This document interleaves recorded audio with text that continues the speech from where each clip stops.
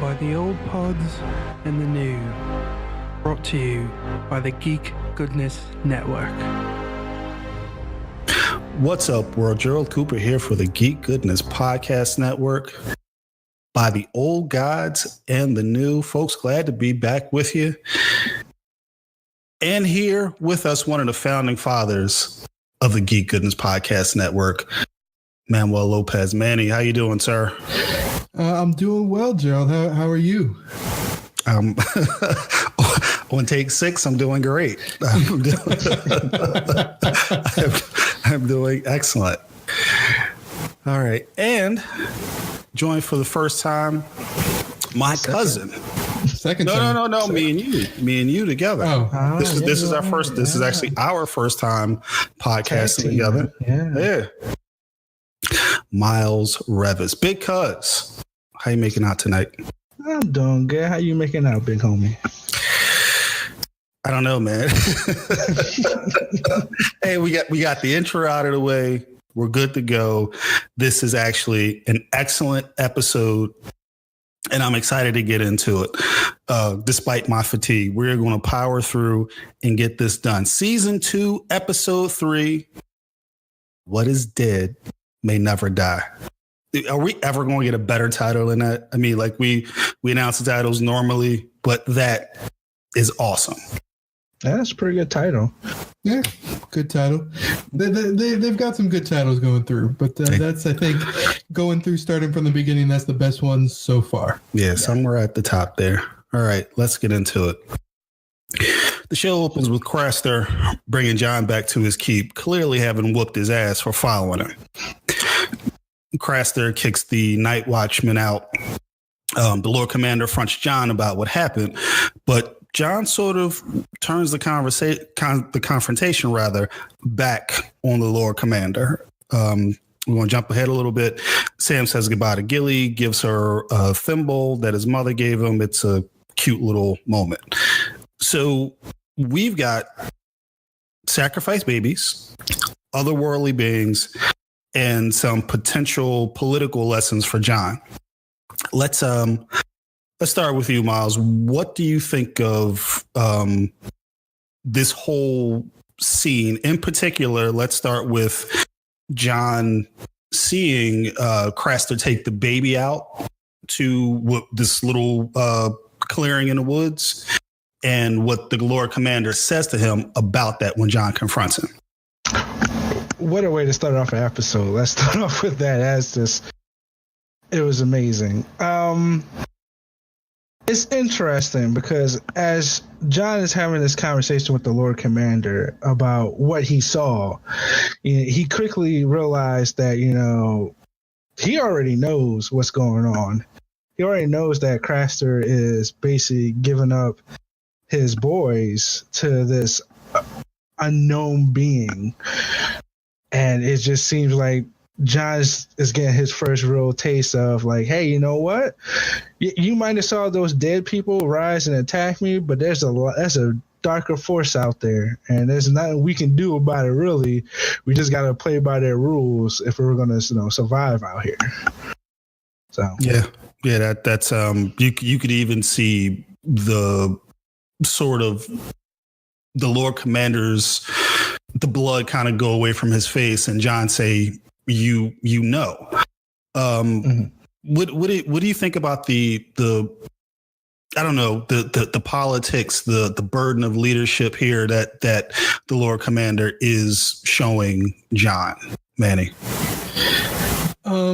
I mean, yeah, definitely. It's a tough lesson that he's trying to teach John, that sometimes you have to turn a blind eye for the greater good of your people. He knows about all this stuff, but Craster is someone that, with as far out as he is beyond the wall, when he's got Rangers ranging out and doing what they need to do beyond the wall, they sometimes may need Craster. So you can't kind of burn that bridge. Correct. So if he's got to kind of forgive him some of Craster's ideologies, he's what he's doing to survive out in that wilderness, then so be it.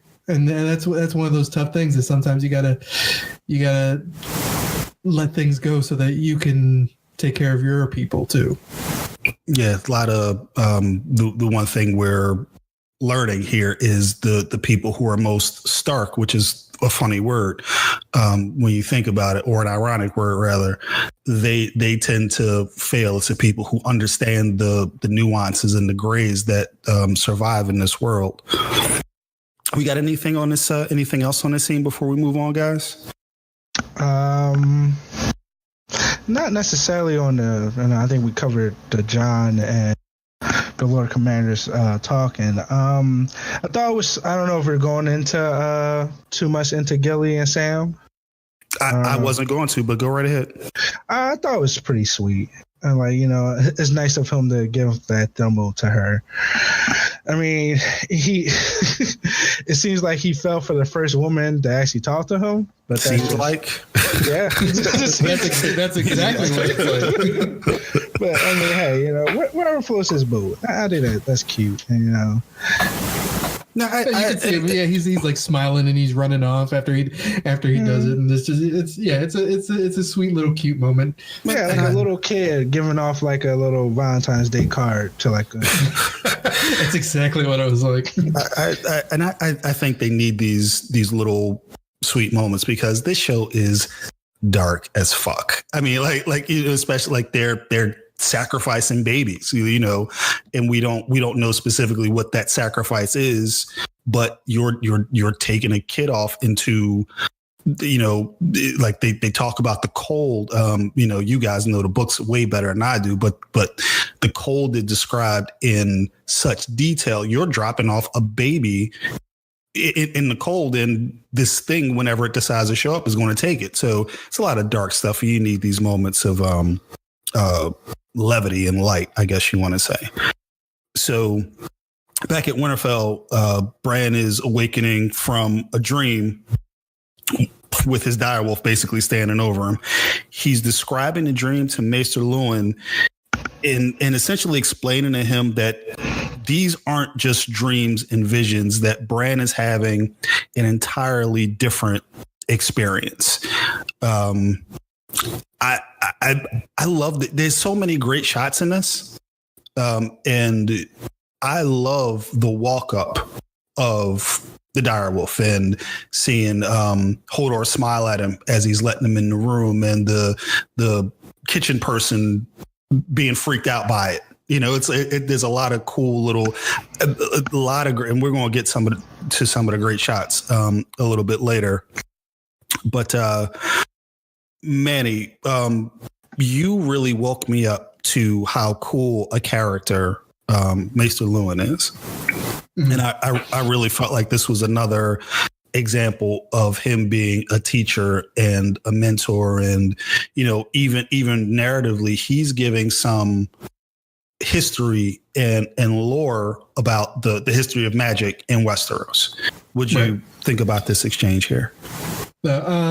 I mean, just on top of that, just to kind of piggyback first off of what you said, that walk up is really cool, and it serves to kind of connect for the viewer what these dreams actually are, and it's starting to kind of like hold your hand and walk you to it. Like, oh, these aren't dreams. I think maybe he's. It's a bit more. It's cool. He walks right up to him. He opens his eyes and he sees it from the other side. So right. It's I thought that was a really cool way to go about it, and kind of walking, the kind of casual viewer to this realization of what actually is going on. And then on top of that, then you have the conversation with Maester Luwin. And I do love that history kind of he kind of throws in there. He explains, that it's not just a chain for the sake of being a chain that the Maesters wear. There's a reason for every single link on that chain. And they don't go into it too much, but every link is a different kind of metal or material, and each signifies a different study that the Maester has mastered and has went through. So this Valerian Steel one is because he went and he tried to learn about the higher mysteries and magic and everything like that. And not everybody goes for it, but I think he said 1 in every 100, Maesters go through it. And, it's pretty cool to just kind of get a little bit of that history with it, and how he says, well, these things may have existed, but they're all gone now. Dragons are dead. The children of the forest are forgotten, and magic is no more. Yeah, no dragons or anything either, as far as he knows. As far as he knows. Yeah. It's funny that he's having this speech and there's like 3 dragons and that's shows. It's like no cell phones in Westeros. So you got anything on this, Miles? Anything else on the scene? Oh, no, it's a great shot. I like the way that Maester Luwin is trying to comfort Bran, because that the dream of his is weird to like most people. Like, obviously we know that it's heavily hinting towards something more than just a dream. Mm-hmm. But, Bran is young. He doesn't understand what's really going on or what's happening. Master Lewis is trying to explain to him, like, hey, don't worry. It's just a dream. These are not, like, real things. I studied, magic and all the weird stuff in the world. And, take it from me. I got this cool chain. So, it's, it's a nice scene. It shows you the relationship that Maester Luwin has with Bran. Yeah, and that's really really important that he's got this mentor with Cat gone, Rob gone, John gone, Ned dead. Both one of his sisters completely unaccounted for. So he definitely needs that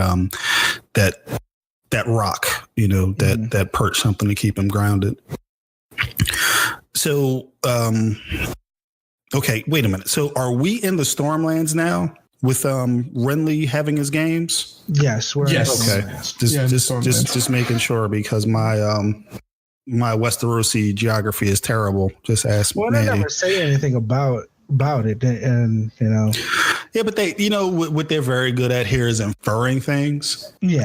It's cold, the wind's blowing, it kind of like by the sea. Yeah, right. so. Like a lot of these things make sense. So we are in the Stormlands, and Renly is having games, probably to keep the men's morale up for the battles to come. It's a pretty heated fight. That's won with a takedown, not a sword stroke. It's a little MMA in the world of Ice and Fire. The guy in the dirt is Sir Loras of Highgarden, brother Queen Marjorie, who's in attendance, wife of Renly, and by all accounts, a proficient fighter.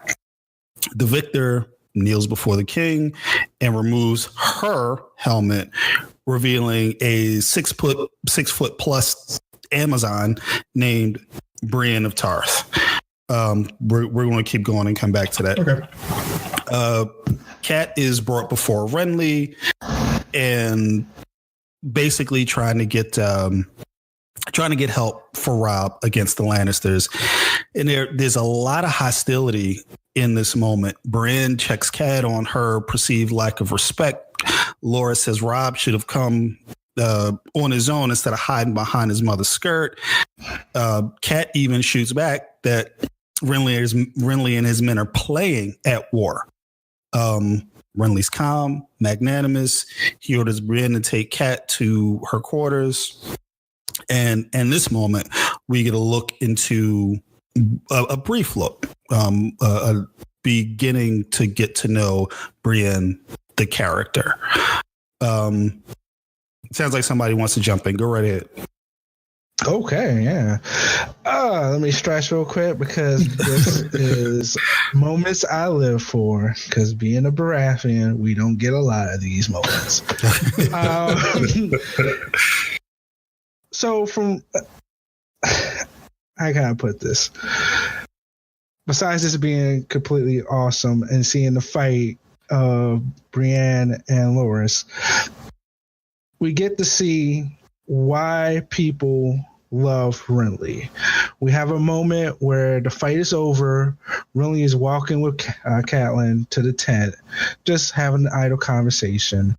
And seems like just a regular worker walks out with a horse. Renly asks him, "Hey, how's your foot doing?" Yes. "Oh, yeah, my foot's okay. These horses don't know their own strength." They all laugh and they walk away. But how many kings, how many lords knows that guy's real name? Right. Like, not many people know that. And he took the time, and he says there's like over 100,000 people in his camp. He took the time to know these people's names. Well, at least that particular person's name. Mm-hmm. And his condition. And his condition, yeah. Exactly. So that shows you what kind of, king or man that really is. He's caring, he's charismatic, he's going to talk to you on a more personal level. So when you have Catelyn kind of throwing jabs at him, he's calm, he understands the situation because they're both right at the same time. So he just takes it with stride. Even the last one, which is one of the best lines in the show, this episode, which is when Catelyn says, they're young, they don't know better. These are nice as summer, and winter is coming. And like, oh man. Like he just tells them, like, you guys are not ready. Like, you're doing all these feasts, you're doing these tourneys and tournaments, which is, you want to do that, knock yourself out. But this is not war. Like, her son is busy fighting Tywin right now. Right. And like, there are people dying in the north while they're just, no, let's have a party. Let's see who's going to be on the King's Guard. Like, come on. Let's have some games, and they're not playing. I'm gonna say they're not ready, but my man Stannis is gonna fix all that. So. All right, Manny. I actually have a question for you. So Renly intimates that Brienne's father sent her to Renly. Mm-hmm. Right. Any insight on this in particular? I think the line is you're everything your father said you would be. Something akin to that. Do we have any even any book knowledge that we could throw down here? I mean, from the books, he was always trying to kind of make a match for her. I guess her mom died when she was really young and everything like that, and so he was trying to pretty much kind of marry her off and everything, and she just wanted to fight. She wanted to learn how to be a fighter. She became skilled at arms. She dreamt of becoming a knight. She had some siblings. They all died. Her mom died, so it was pretty much just her and her dad. And she had prospects because she's from a noble house, but she didn't want that. So, and then she was always, she's always made fun of too. I think Loras even says her nickname, Brienne the Beauty. Yeah, a little bit later. As kind of like one of those, like Little John, but he's a real big guy, kind of type thing. So, one of those nicknames where it doesn't actually represent who you are. The ironic nickname. And she's 6 inches to a foot taller than everybody else on the show. So Gwendolyn Christie, George R. R. Martin kind of says she is about the height that he would have imagined her to be as he wrote her, because she's tall but not freakishly so in his description. And Gwendolyn Christie is 6'3". Yeah, and most of these guys are 5'9" and down on this show. So yeah, if that's the median height of the Westerosi men, I can see why you guys are threatened by that. I believe the Hound, and there's only like a few people that are taller than her. I think the Hound and then Great John Umber, I think, are both taller than her, but the Hound is like 6'6". Okay. That'll work. All right. So I didn't have anything else on that, because I think one of the things that stood out to me was that there was like instant acrimony, like when Kat being there all together, it's kind of like, why is everybody so hot in this scene? Like everybody's sort of agitated, and I couldn't 100% put my finger on why. Loras, I could see, because one, he just lost, and two, he lost to a woman and didn't know it. In that world, that's that's a major deal. But Kat's kind of, she's coming to the table a little irate too, and I didn't know why there was so much heat, so much negative here. But well, to me, the reason why is, well, one, Catelyn doesn't want to be there. See, she basically was told by Robb, "Hey, you got to go here. You got to make this deal happen." Right. And then she gets there, 2 episodes ago.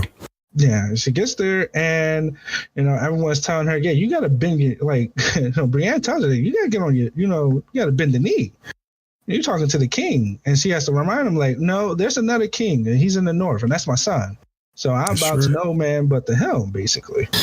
So, right. And then, you got Loras, who's, he's in his feels right about now, throwing what he can at Catelyn, like, "Well, what's your son doing?" Like, that's none of your business what her son's doing right now. Like, you just lost. You pipe down. You go over into your corner and you lick your wounds. Like, yeah. They're about to eat a cookie. Do we have cookies in Westeros? I don't think I've seen it. He needs some milk. That's what he needs. It's just milk. Like, come on. Then we get the little scene between Brienne and Kat, where Kat calls her Lady Brienne, and she comes back with, "Just Brienne, I'm no lady." So there's some seeds of some things there, as far as character wise anyway. All right, so Theon, we're jumping around here. Theon takes a look around at Balon's chambers. Balon's chambers, when Yara comes in and confronts him about how much of a lech he was with her on that ride, because that was really gross, and that's a hit he deserves. Balon then comes in behind her, detailing his plans to take the north while Robb and his forces are tied up fighting the Lannisters. Theon tries to steer him towards negotiation, but Balon reminds Theon of their family words: "We do not." So all the while, Yara is belittling Theon, insult after insult. Balon calls him weak because of his time with the Starks, and Theon has his Popeye moment. "That's all I can stand. I can't stand no more." Poor Theon.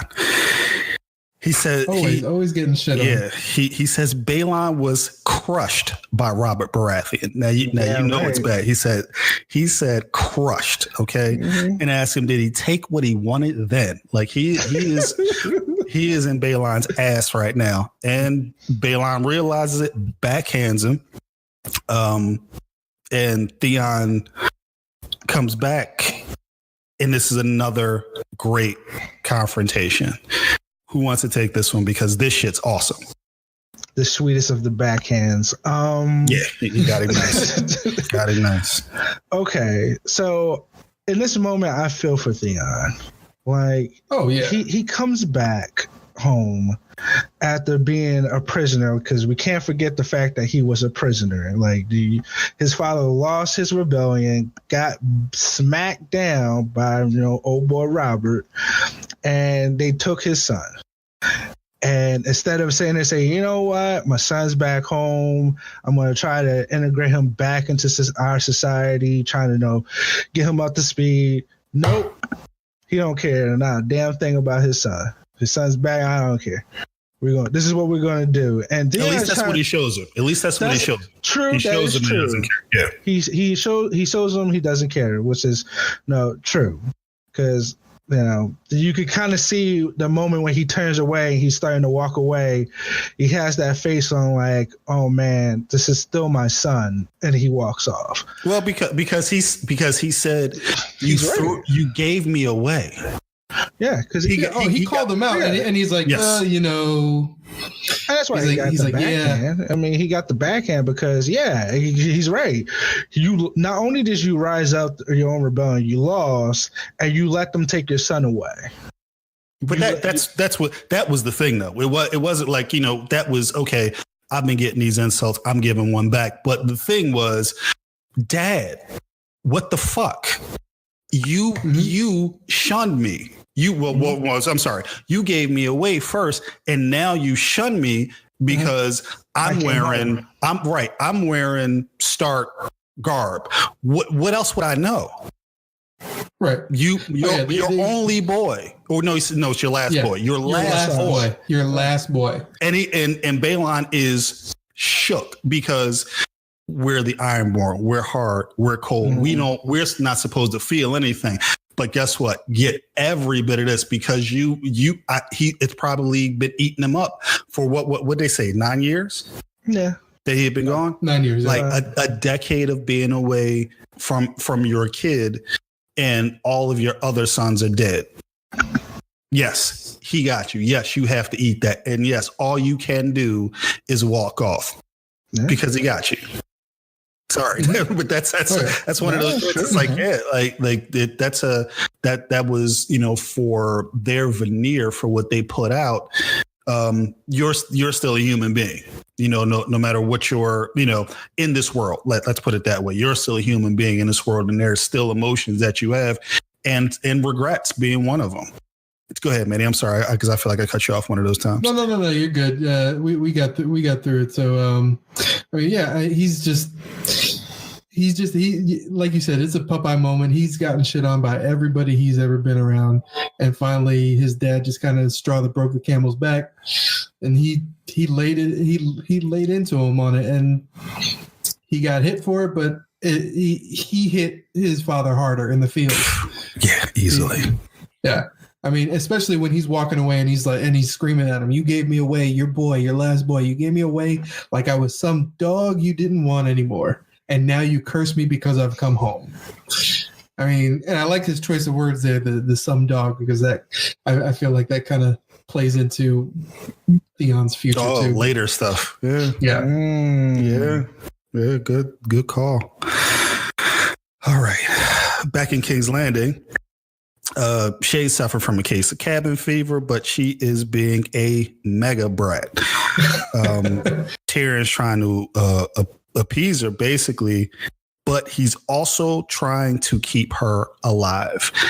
Now, I've had an affection for this relationship, and her little saucy temper and everything. All of that stuff's cute, but now it's like, okay, chill.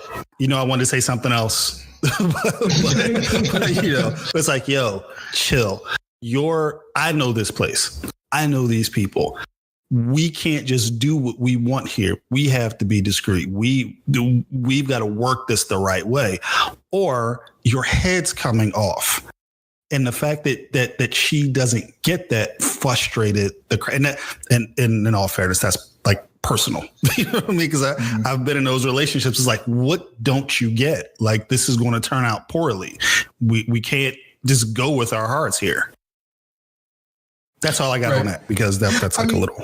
I think partially she feels some type of way too, because I think she feels that Tyrion is underestimating her. Like, I'm stronger than you think. I'm not just some whore. Maybe I can handle myself a little bit better than you think I can. But she also doesn't get how Tywin is. Yeah, and some of the other dynamics. Tywin has really scarred Tyrion when it comes to whores. So that's the way that's put. My goodness. Even just basically women, to be honest. Yeah. But yeah, so they're both misunderstanding each other, I think. But yeah, she's seriously very bratty in this scene, and it's very unbecoming of her. And I never really liked her, to be honest. Yeah, yeah, I agree with that. I was never really like too hot about her. Even in the books, I was like, eh. This for me, honestly, looking back, this is where my romance with these two being a couple started to fall apart, because he's a pragmatist, you know, like he's an emotional guy and everything, but he's a pragmatist, and you can't lead with your heart in this world. I mean, like, all right, let's take it just more specifically.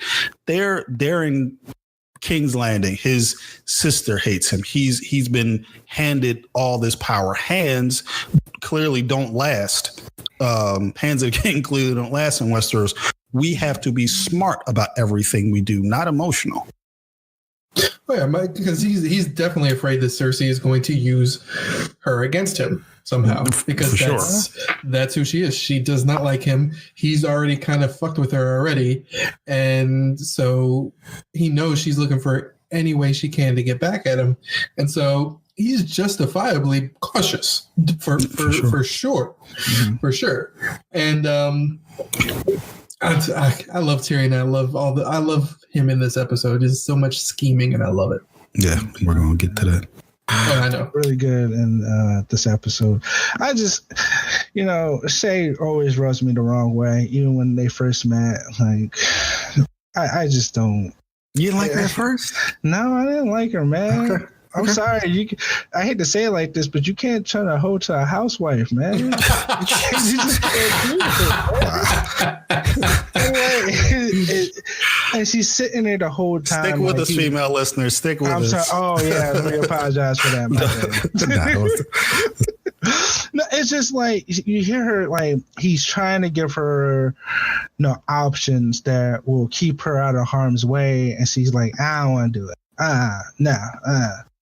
I'm strong. Oh, okay, we get it. You're strong, but this is an area where you're now playing by a different set of rules. It's a whole other thing here. It's a whole other thing. Yeah, she doesn't understand that. She doesn't want to understand it. And this is not my relationship stuff coming out, or maybe it is, but she doesn't want to get it. She wants what she wants, and that's not going to work in this world.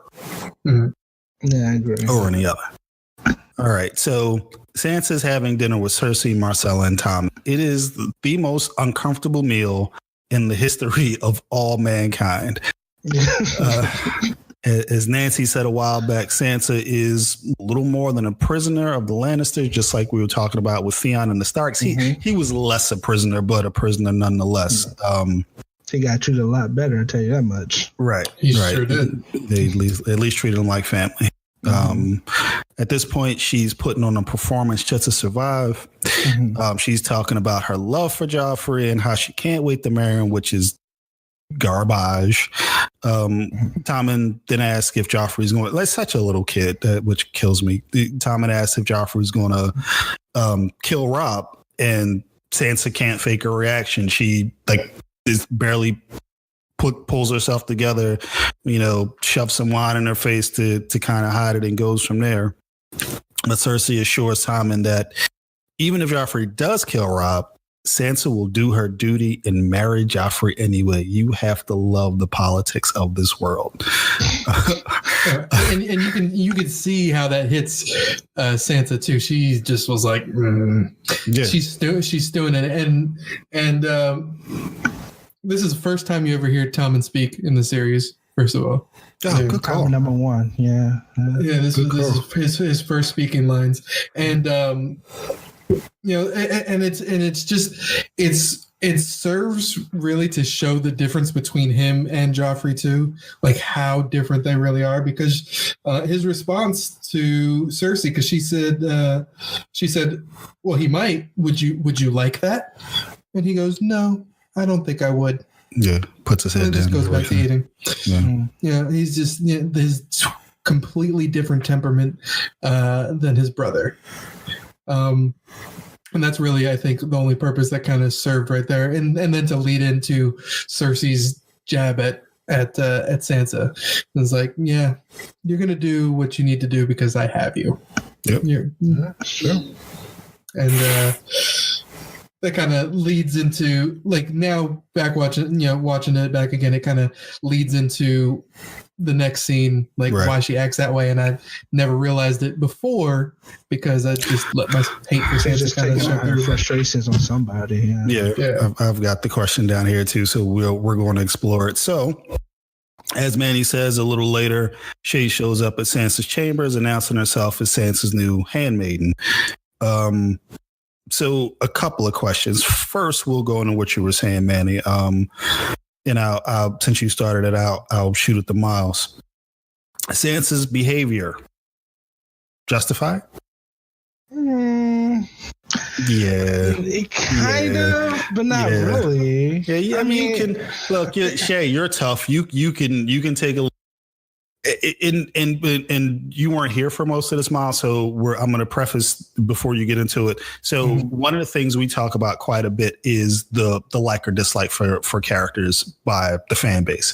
Sansa comes up quite a bit because she does have her super bratty moments, and this is right up there.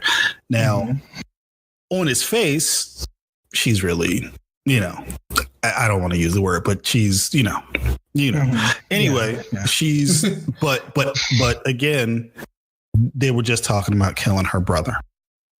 They killed her father and put his head on a spike. She's been abused. And I mean, I don't know about physically abused, but she's definitely been mind fucked left and right here. And she knows it because of the way she's behaving. She's got to survive this. So, does Sansa get a little more hate than justified in total? Kind of, but it's still. I understand that her frustrations and a lot of things that are going on right now. But she's taking this. Let me remind you now. Shay to her is just a handmaiden, just like a commoner. So she's just taking out her anger on someone who she has more power on. So no, Shay doesn't deserve it. Yeah, I mean, but can Sansa get a little forgiveness for? Like I said, kind of, but not all the way. Okay, I would say it's not justified. It's understandable. It's understandable, but not justified. I wouldn't use the word justified. Good call. Yeah, I agree with that. Like, it's just at the end of the day, those problems that she still has are going to still be there, whether she takes it out on Shay or not. She's still a prisoner to the Lannisters. She's still going to get treated like crap by Joffrey. And I was like, taking it out on by Cersei. Well, that too, yeah. and just just taking it out on Shay is not going to do anything. It might make her feel better for like a couple of seconds, but even in that moment in time, you could see Sansa like, oh man, I shouldn't be talking to her like this. Her mom and dad didn't raise her like that. Yeah, and ultimately, you're right. It doesn't matter. Like she's got to find her way out of that situation, or somebody's got to come save her. One of the two. And by the end of it, she does realize it, and she's like, "All right, just brush my hair." Yeah. Okay. In the moment, don't think about what you know. In the moment, clever of Tyrion or no? Okay, we're gonna give you something to do. But it's not, it's a little more glamorous than Kitchen Wench. It has its purpose too, because it's just another set of ears somewhere that he can maybe use. It's definitely strategic. Yeah, it felt a little too close to Cersei for me. Putting like almost like he felt like she was hiding in plain sight, sort of. But that might be the best place to put her at. I mean, Cersei's not going to look at whoever is the handmaiden of Sansa. You sure? Not at first. Unless Shay does something crazy and off the wall, Cersei ain't gonna pay attention to her. I know about that one. Cersei's a crafty one. Yeah, I take that for granted. So I don't think she's that crafty. She's not. I think when things are brought up to her, she knows how to play the game. But you can sneak a lot of things underneath Cersei's nose without. She thinks she's craftier than she actually is. Exactly. Oh, for sure. Yeah, no, definitely won't argue with that. Yeah, definitely won't argue with that. All right. So, well, if I had any questions about Tyrion's cleverness before, I don't here because beautifully played. Yeah. Mm-hmm. Yeah. This is excellent stuff by Tyrion. So he wants to test the trustworthiness of the members of the small council. So he tells Grandmaster Pycelle, Varys, and Baelish each 3 separate stories of how to marry Myrcella off. They're completely different. And the cool thing about them is that they're all plausible. That's the one thing I noticed this time around, that each story had a grain of truth enough that each of the members of the small council would believe it when he told them to them. The caveat is he swears each of them to secrecy. No one is to tell the queen. I love the way this scene is laid out. I love the transitions. Baelish's reaction is the best because he is so power hungry. It's like he suspects Tyrion, but he wants the power so bad because there's some. It's like a hostility undercurrent there. It's like, man, this better be real, sort of thing. Oh, and Tyrion knows it, and he plays up against it. He already knew. He's like, well, if he does this, I'm going to offer him this because he's power hungry. So I'll offer you this, and this, and you'll do what I say. Yeah, okay, but to me, it seemed like even though this plan is brilliant, it's an amazing plan. Varys sees right through it immediately because the story that he tells Varys makes no sense.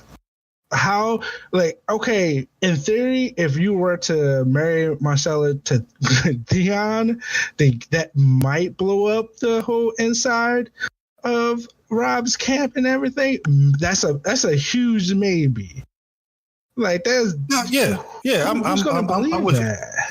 I'm with you on a maybe aspect of it, but it's not like, okay, this is so ridiculous that it couldn't, and particularly who it's coming from. But you said Varys sees right, and that's Varys seeing through it. Yeah, but I think Baelish sees through it too. I think Baelish is just saying, you know what, I'm gonna do it because I'm gonna get this out of it. I'm gonna take the chance. Yeah, and not even take the chance, but like I'm gonna get this out of it because regardless of what happens, I know it's BS. I'm just gonna try to finagle a way to get this. You're gonna make me Lord of the Riverlands. All right, cool. Well, that's not what his reaction said later, and we're gonna get to that. Well, that's not what it says later. But let's be realistic. Yeah. He's playing the game. Oh yeah, they're all playing the game. Yeah, for sure. These are the best players. These are the best players on this one. These are like the LeBron James of Westbrook. Like they know what they're doing. So when we get to it, I'll tell you why I think he's just like, oh, whatever. Oh, I'm so hurt. Like, of course he's going to do that because he knows that no matter what, you're going to have to come to Littlefinger. You're going to come to Littlefinger or Varys. So he knows that offer is going to be on the table eventually.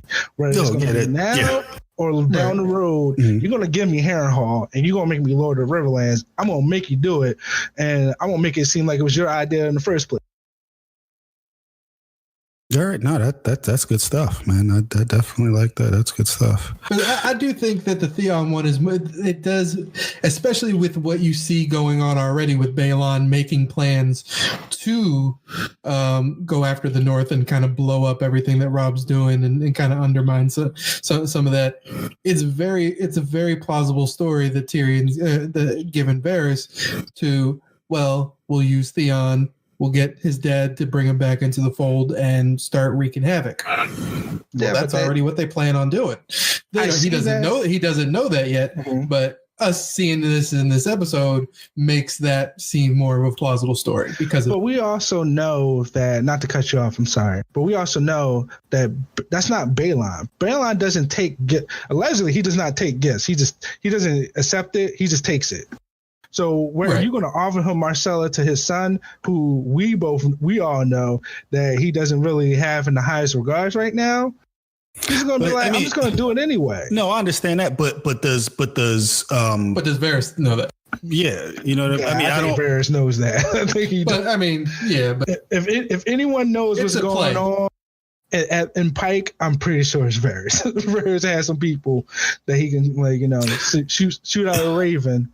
Yeah, and not to go because we're like really deep diving here. That probably don't need to go that far. But you know, again, who are they players at this point that Varys would need to know that? You know, it's that kind of thing. It's like as smart as he is, as aware as he is, he can't know everything. Nobody can know everything.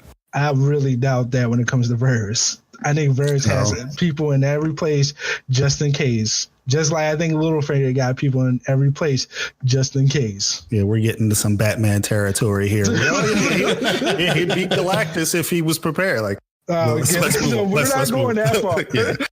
Let's move on. All right. So Loras and Renly apparently have a sexual relationship.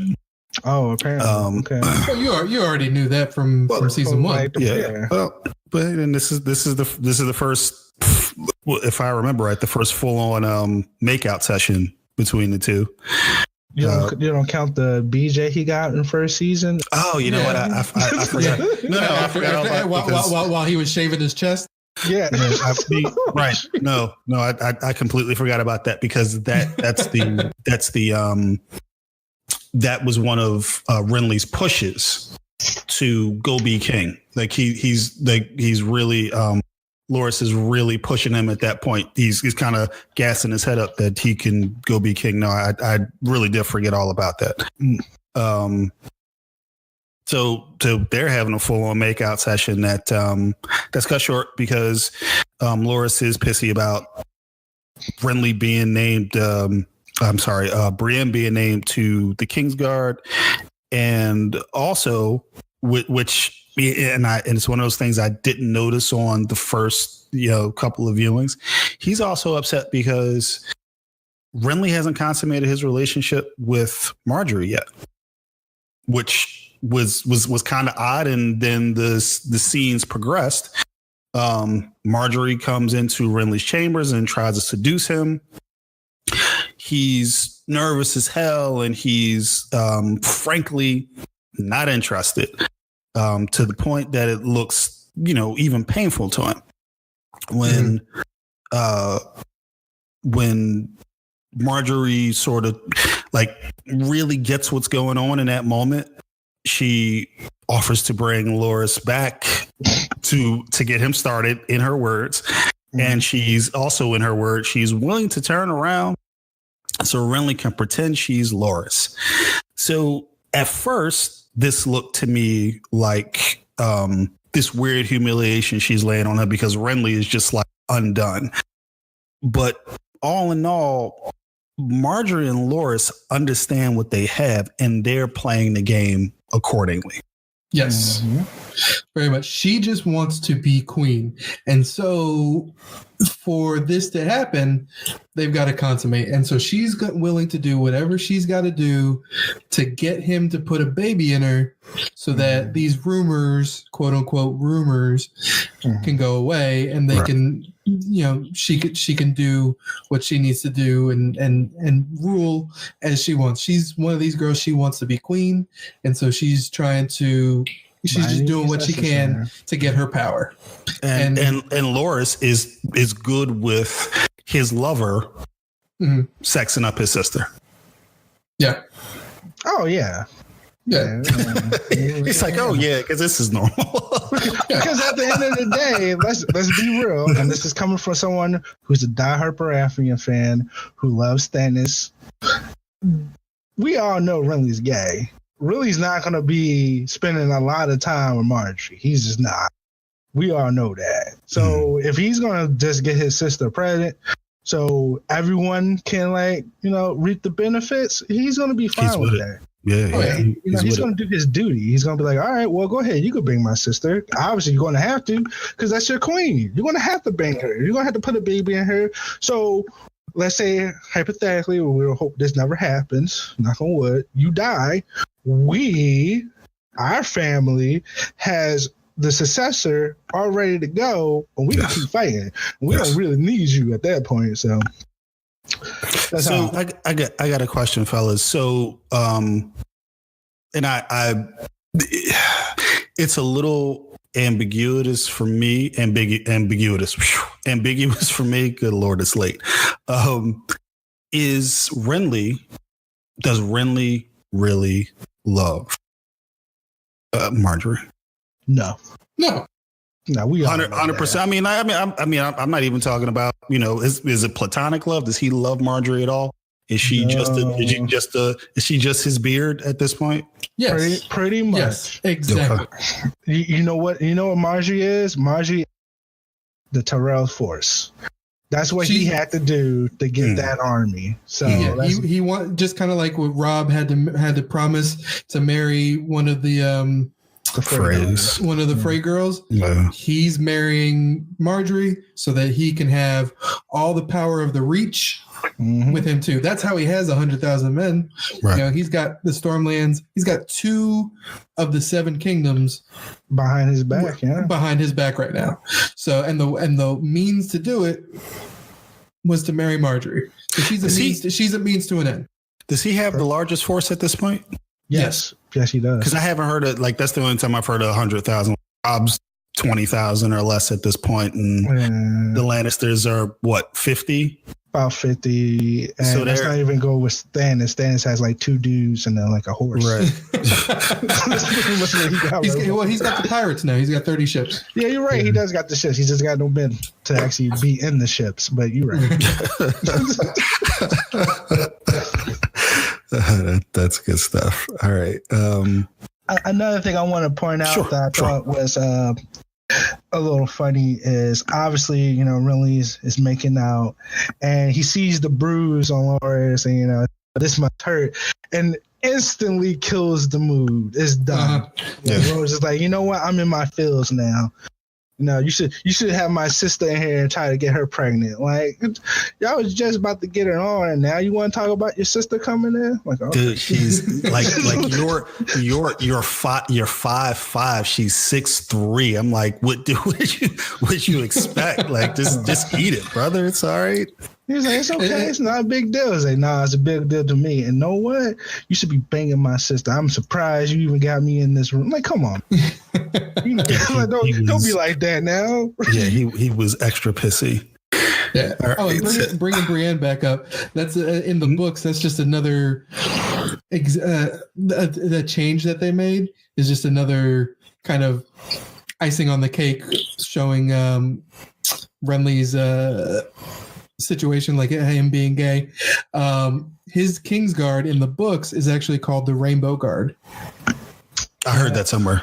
They changed that for the show because of political connotations. I guess is how I read it. Hey man, you should have just kept it at that point. If you're gonna have him get a BJ from him in the first season, you might as well just you just go all in at that point. Exactly. They're doing it. Yeah. All right. So we find out that one of the stories Tyrion was telling to the small council members was actually a legitimate plan. He sets up a marriage between Marcella and the Prince of Dorne. Well, but hold on. They're all princes, right? And this Dorne, is I have to get they don't have any kings. I just want to make sure that Well, Robin Aaron isn't a prince. No, he's talking about the Dornish. The Dornish. Yeah. Oh, the Dornish. Yeah. All the Martell boys. Yeah, because the Martells are they don't have kings necessarily. But they're the only one that's technically not at this point part of the kingdom at this point, if I'm not mistaken. I mean, they're still considered one of the 7 kingdoms, but they kind of independent, standalone sort of thing. Yeah. Well, I mean, they're independent. They've been independent for a while, ever since the Robert's Rebellion. So. Yeah, I mean, but they've got relations, so to speak. Where was I here? Okay, sorry about that.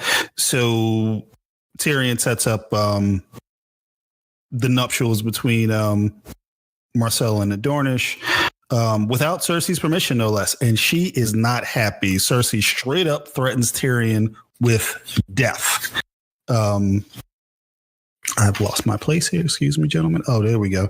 Okay. Says, you think a piece of paper father gave you keeps you safe. Ned Stark had a piece of paper too. Yikes!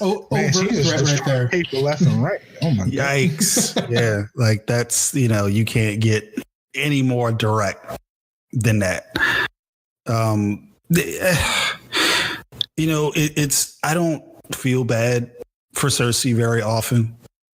I appreciate Cersei, and this is not one of those times because this is her sort of being a little irrational. Tyrion actually has this kind of squared away.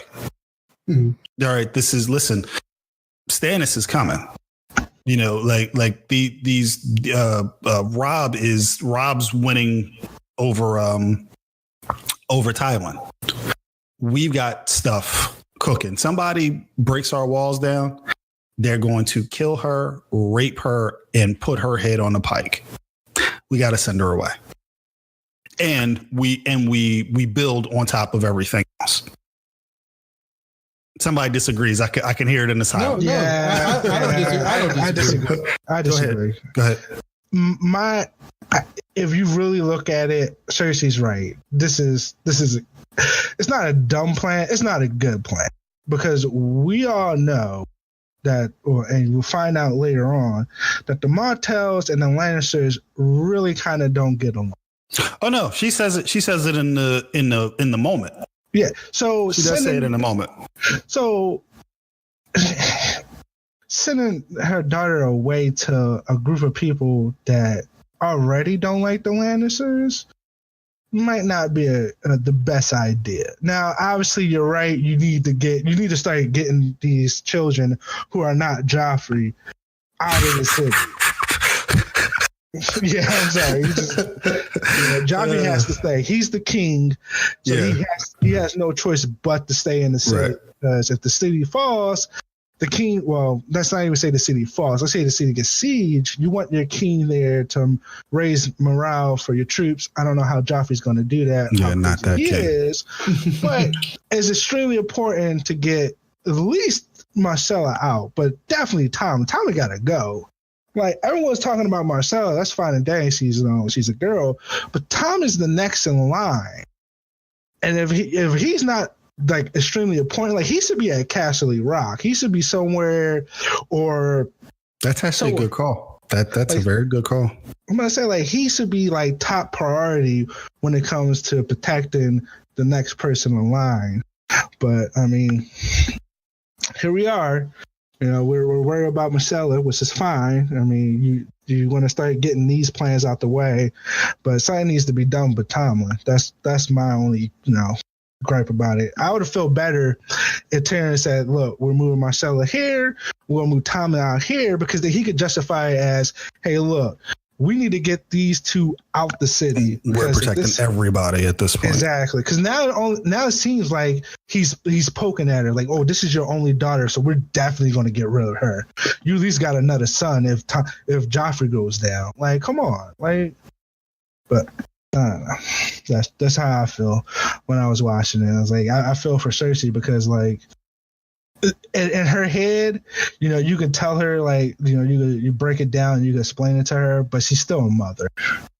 It's her only redeeming quality. Exactly. And her cheekbones. As Tyrion would say. As Tyrion would say. But jump in there, Manny. I mean, it's an understandable plan. I mean, maybe because I don't know. I mean, I guess if Cersei made mention of the Martell's feelings towards the Lannisters, then I guess Tyrion would know them too. So maybe it's not the best plan, but it's something. And he's, if doing this does get the promise of more men, then that's why he's doing it. One, to get her out, and two to make things happen, to try to help protect, not only the city, but, the bigger picture too, because that's his job as hand of the king right now. So it's understandable, both sides. I understand why Tyrion did what he did. I understand why Cersei is pissed about it, because there is nothing she loves more than her children. And so she wants her children close to her at all times. And for this just feels like a big, huge betrayal to her. So of course she's going to lash out. Yeah, this one was a tough, like we try not to go too far ahead, but this was a tough one not to make arguments based on stuff that we already know. So we are going to move ahead, because this is arguably my favorite.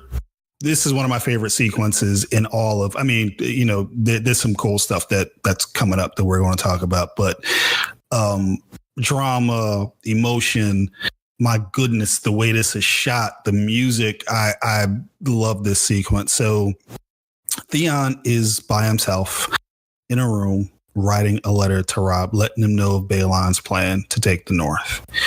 He has a moment of consideration, and he burns the letter in candle fire. Then Theon is baptized. This is just fucking awesome. I've watched this a million times, and I don't get any less impressed. Even with the scene where, so Theon's alone in this room writing this letter, and he's contemplating what to do with it. And this is a very short scene, but he's clearly struggling with it, and he burns it. And the camera comes out, and he's in darkness. He's in a sea of darkness, and it's just little Theon and his candle and the letter burning in the left hand, in the right hand corner, if I remember right. And it really shows Theon's feelings of isolation. He's nowhere right now. He's not Stark. He's not Greyjoy. This is a visual representation of Theon's emotions. And the baptismal is just badass with the music and his and the Greyjoy sayings. I'm like, fuck, this is great. I went off on Facebook today watching this, because everything about that baptismal scene is awesome to me. Go ahead, Manny, jump in here. No, just watching that today, I was like, you just can't help but imagine like everything that is going through Theon's head at this point in time, because he's got so much to consider, and he's the Starks, he was given away. The Starks did take, even though he was their prisoner, the Starks did take decent care of him. Yeah, they shit on him every once in a while, but they took good care of him. So he's probably back and forth. Do I tell Robb? What do I do? Where is my loyalty going to lie? With my family? Where's my place in this world? My blood family, yeah. or with the family that that raised me. And it's just he's got to be struggling. And ultimately, he's like, I'm gonna go with blood. I'm going to try to convince them that I am what I'm supposed to be. Right. I want to come back into this world, and I'm going to show them Theon is a Greyjoy. And, he goes through, he's rebaptized. I'm sure he's gone through this before when he was young. And so I'm when I see it, I consider it, them redoing it and kind of re-going into their religion. They pray to a different god than everybody else. You've already got the old gods, the new gods. This is the drowned god. The drowned god. I fucking love it. all their iconography, the Greyjoy's iconography, is badass. And I'm a fucking Lannister. I gotta give them that the Kraken. Sorry, go ahead. It's all good. Me personally, I don't I don't really care for the Greyjoys. This is but this season is amazing. You know, my only, I guess it'll be a concern is he's sitting there in this moment in time, and he has the biggest decision ever, because no matter what side he chooses or whatever he does, people are gonna die. So if he warns Rob, he is putting his actual blood family in risk, where Rob, attacks and actually, Sure. let's say hypothetically kills his father or whatever. Like, he's putting them in risk. But by not telling Rob, he's also putting his other family in risk, because even though he was a prisoner, he was never really treated like a prisoner. Even when he was getting shitted on, you could kind of almost excuse that as like brothers sitting on brothers. You know, it was never anything like, oh yeah, but by the way, you're a prisoner. Like, it was like, oh yeah, whatever.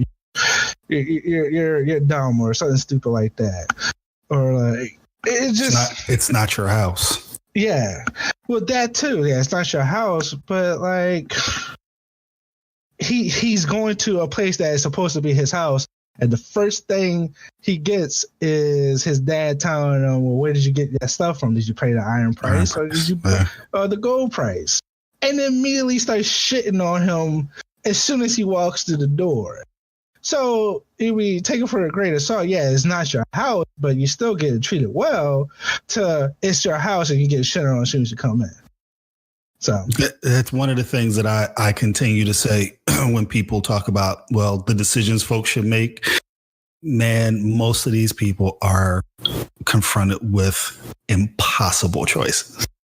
Absolutely impossible choices. Oh, I agree. Yeah, he's in a no-win situation. Yes. And no matter what he chooses, he's gonna. I hate to say it, he's gonna lose. Yes, for sure. Yeah, for sure. One way or the other. Emotionally, actually, when you talk about lives, as you mentioned, yeah, it's like great scene, great scene, and great sequence. But let's not. No, let's bring this up real quick.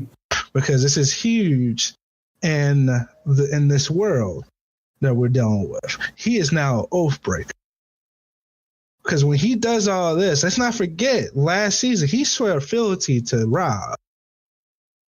So now that makes him an oath breaker, and we know how this world treats oath breakers now. Yeah, well, that's also a good call. All right, so after all of that, Baelish comes at Tyrion hard for playing him, or at least I thought he did. Miles doesn't think so. He thinks Baelish is playing the game. I think it's a combination of both. I think Tyrion is thinking he's playing him, and Baelish is like, you know what? I'm gonna allow you to get this.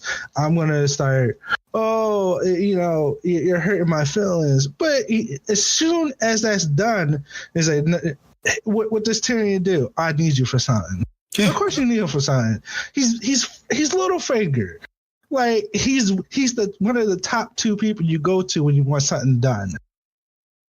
That offer of like Harrenhal and Lord of the Riverlands, it's going to be on the table eventually. So yeah, he can sit there and be like, "Oh, don't put me in your schemes anymore.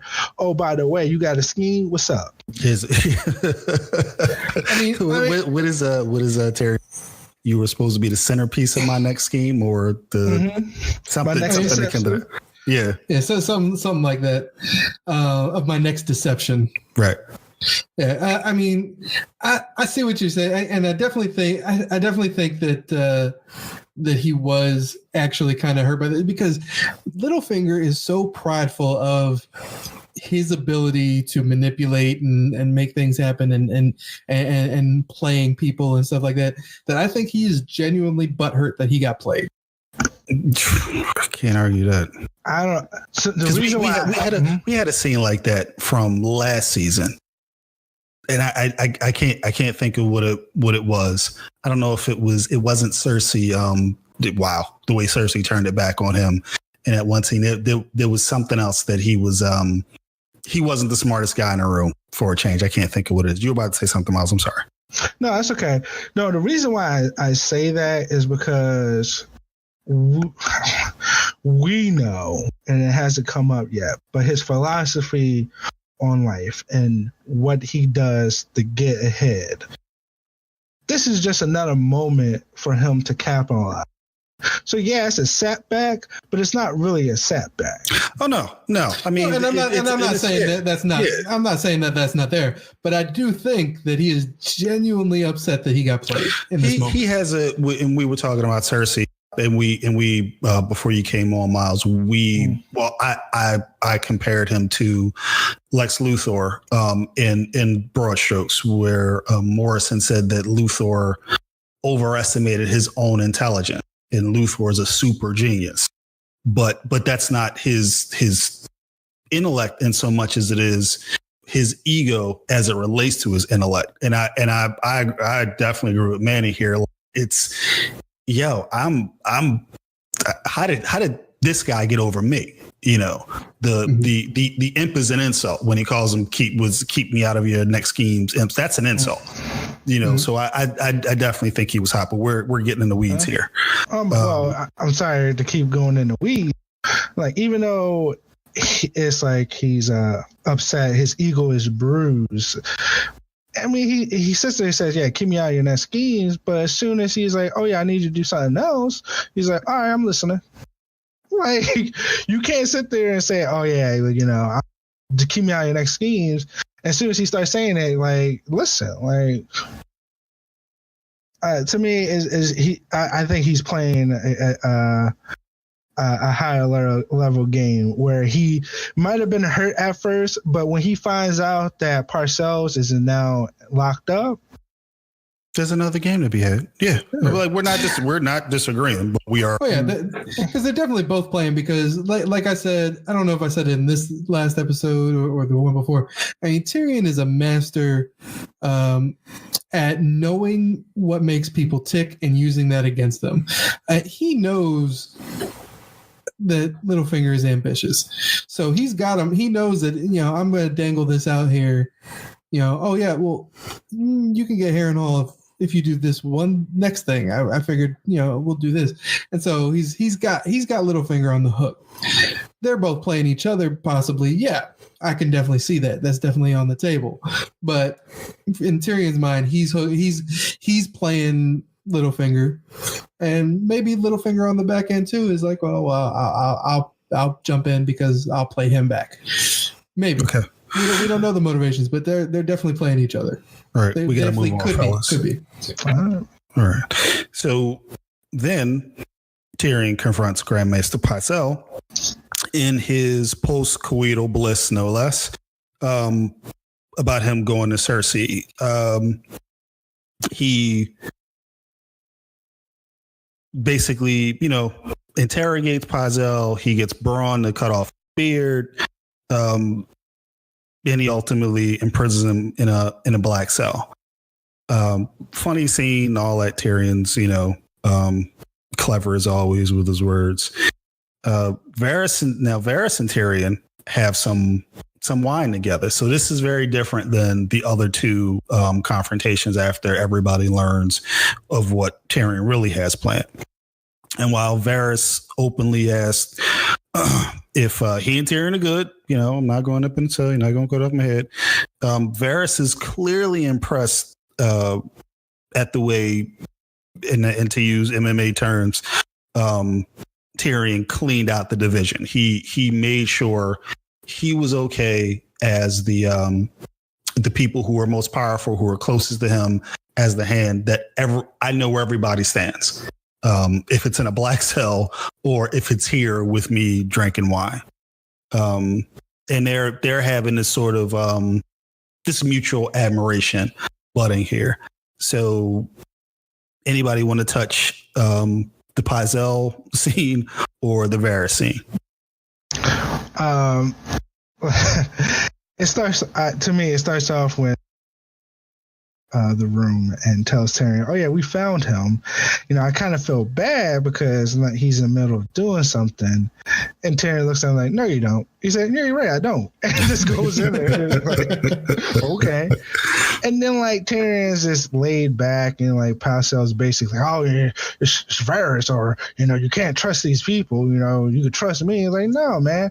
And he tells him the scheme, like, you're the only one who had this piece of information, so I know it came from you. So how long have you been like, he starts questioning like, how long have you been in my sister's pocket? And he tells him like, I'm not in your sister's pocket, I'm in your family's pocket. That's who I look out for. And then Tyrion's connecting the dots, like, hands awfully died kind of quickly. What happened to Robert Aaron? Like, what's going on? Process is, well, everything I did for you guys. I did for the Lannisters. And Tyrion's like, another funny moment is like, I don't like his beard. And Bronn just cuts his beard off. So. Yeah, they work my man over. Man, getting to the Varys and Tyrion scene. I love the Tyrion and Varys scene because it's almost like a meeting of the mutual admiration club. Yeah. They definitely are loving each other at this moment. Lord Varys helped him out. He's the one, I guess, that got Shay and as handmaiden for Sansa. It's Tyrion's idea, but he executed it. And you get this really cool back and forth where Varys tells him this riddle. And that, 3 great men sit in a room, a king, a priest, and a rich man. Between them stands a common sellsword. Each great man bids the sellsword to kill the other 2, who lives and who dies. And Tyrion, being the great mind he is, he's, well, it depends on the sellsword. Well, does it? And he's like, well, he has a sword. He has the power of life and death. And then he turns it back on him. He's like, well, swordmen rule. Why do we pretend that kings have the power? And Tyrion just doesn't like it. He's like, I don't like riddles. And then Varys says just a very poignant kind of quote here. I love this quote from Varys. Power resides where men believe it resides. It's a trick, a shadow on the wall, and a very small man can cast a very large shadow. So not only is he kind of in there, just everybody is talking about power. So you got Cersei saying power is power. You got Littlefinger saying that knowledge is power. Lord Varys is saying power is just wherever you think it is. Yeah, it's a construct. It's just a trick. And then on top of that, kind of given the nod to Tyrion, very small man can cast a very large shadow. So he's pretty much telling Tyrion, he's like, you could be very powerful if you really want to be. Yeah, he sees something in Tyrion. I love that you laid that out because, man, sometimes the dialogue in this thing is just fantastic. It is so smart and poetic, and I mean that in a good way. You say poetic, people get a little scared off and everything, but it is the dialogue is lyrical at times, and that's definitely one of them. All right, so we'll start wrapping it up. So Arya, she confides in Yaren. She's having a tough time dealing with clearly dealing with her father's execution, or more or less dealing with the thoughts that she's having as it relates to her father's execution. Mm-hmm. Yaren basically shares a story about how he dealt with the death of his brother and how he dealt with the person who killed his brother. Lannister soldiers, they come back looking for Gendry after that, the first confrontation where Yaren scared him off, or you can say scared him off. Yaren goes out like a G. Basically, like there's no other way around it. He's got a crossbow in his chest and he's still murking fools. Like that was, like these northern dudes are just quadruple tough. I think he took out 4 or 5 Lannister soldiers before he went down. Right. Just crazy. Stabbed up and everything. So Arya kind of separates from the past. From the pack rather. She gets accosted, needles taken away from her.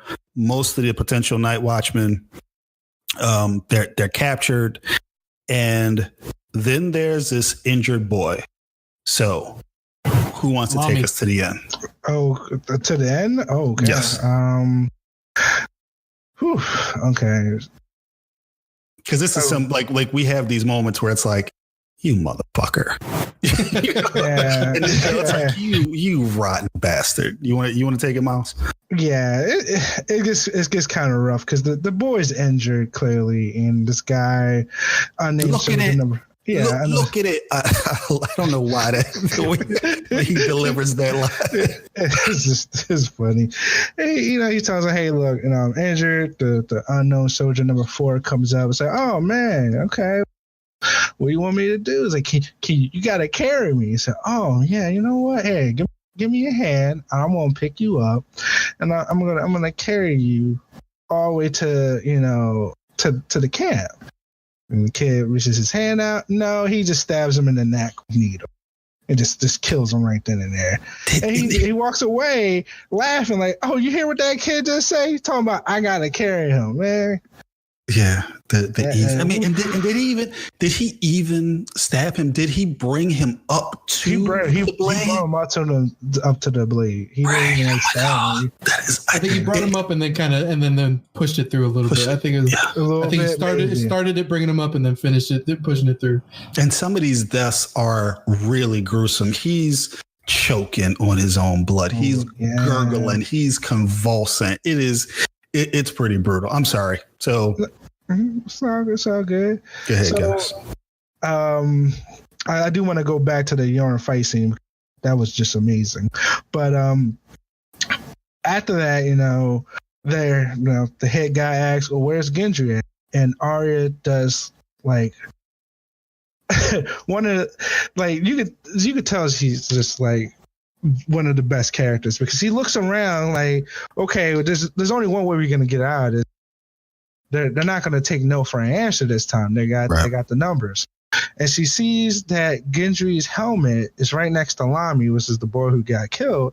It was like, you know what? Yeah, there he is right there. You just got him. He's dead. He always loved that helmet, which is the only piece of information they really have is that Gendry has this helmet, this bull helmet.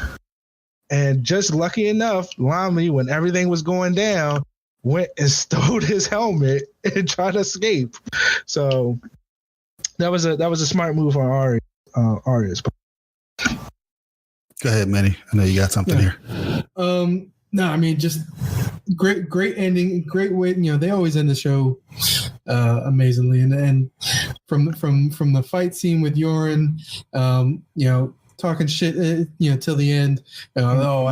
I always hated crossbows because they take so long to load, and then slices the motherfucker up while he's trying to reload it. So from that, and then you get Arya. I believe, if I remember correctly, she saves Jack and Hagar and the other two that are in there. Mainly, I think she did it for him. She helped. His cage is on fire, so she gives him an axe and gives him the means to get out. Which is a great thing, and then from that she does. Starks don't always do the smartest things, but this was a very smart thing that she did. She like Miles said, she saw what was around. She put together. That's what they know about Gendry. Lamy's got the helmet. You killed Gendry. Then no more looking for him. Gendry's safe. So she did him a solid. I mean, it's just great, to kind of just great little sequence, and then it just kind of gives you the sense, okay, well, now they're off to Harrenhal, this place that Littlefinger has already intimated earlier that is cursed, and so you're thinking with all this information, that's where they're going back to. What's going to happen next, and it kind of leaves you with that little foreboding that they always like to leave you with.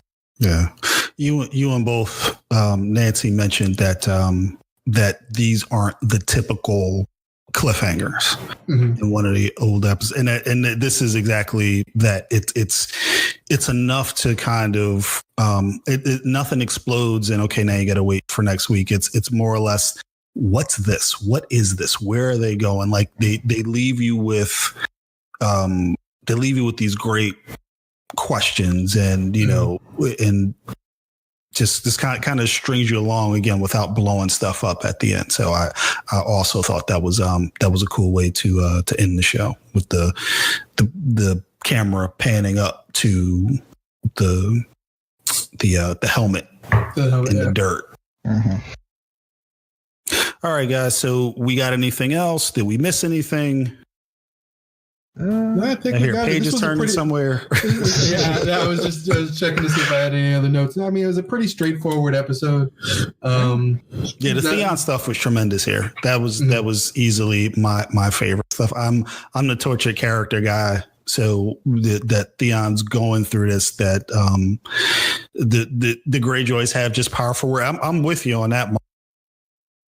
Like I love Yara. You know, like I don't like her yet, but I grow to love Yara. But that's about it, you know. But they're all of their iconography, their words, that bless him with salt, bless him with stone, bless him with steel. I'm all the way in with that shit. I cannot pretend. So what is dead may never die, and we'll come back harder and stronger. Never die. Until you come to a Baratheon and then you're done. My bad. Let's not forget.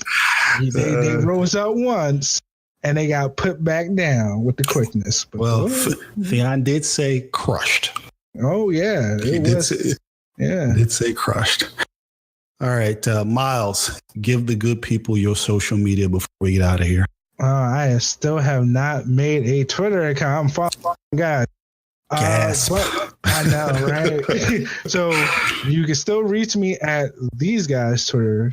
I don't know off the top of my head. They will give it to you. You can reach me on my Facebook page, Miles Revis. I will try to, accept people and, message people back if they want something like that. But until I can get that Twitter page up and running, that's probably the only way you can reach me. Okay, we'll stay on your top about it. I know. All right, Manny. For Miles, the Twitter for the network is at Geek Goodness Podcast. Or no, I'm sorry, it's just at Geek Goodness. I apologize. For me personally, you can get me on Twitter and on Reddit at Good Geek. All right. Gerald L. Cooper on Twitter, Gerald Cooper on Facebook, I think. You know me, I'm switching all of this stuff around. Yeah, it's Gerald Cooper on Facebook. You know it better than I do. All right, folks, that has been By the Old Pods and the New, Season 2, Episode 3. What is dead may never die. See y'all next week.